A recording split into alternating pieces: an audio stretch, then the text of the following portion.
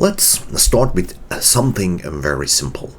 Telehealth allows us to see movement, posture, balance, effort, hesitation, and overall function. Clinicians are already very good at observing a movement. The challenge is that observation alone can sometimes be subjective, right? We might notice that something looks unusual, but we may not be able to describe it objectively. Human observation is extremely valuable, but it also has limitations. Small differences in sort of angle, timing, symmetry, and coordination can be difficult to estimate consistently. And factors such as camera position, lighting, and viewing angle can also influence our interpretation.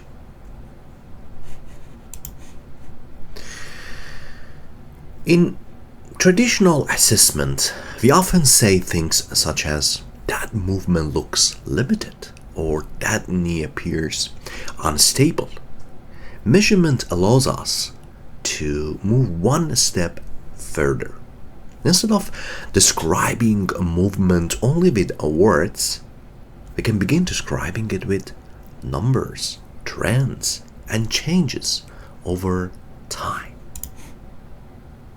So, modern computer vision systems make this possible without a reflective markers or wearable sensors or specialized labs. A camera detects body landmarks, just a normal camera. These landmarks are translated into geometry or geometric relationships, and those relationships are used to estimate movement variable that may be clinically useful, right? So why we measure? The goal is not to replace clinicians, of course. The goal is to support them, like any other objective measure you get to see any doctors, right? So objective information can improve communication, documentation, follow-up, and long-term monitoring. Or in other words, observation and measurement work together, right? Rather than compete with one another. Let's just say it again. Observation and measurement work together rather than compete with one another.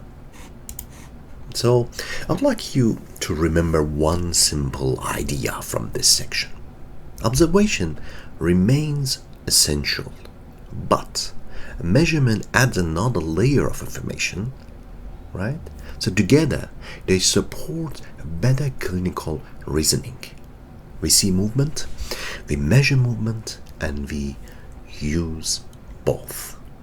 So I'd like you to think about your own practice. You're a coach, you are a clinician, or you want to do anything in telerehab, right? Or telemedicine, or any kind of remote coaching. For a moment, think about it. What movement do you frequently observe that you wish to you could measure it more objectively? Think about it.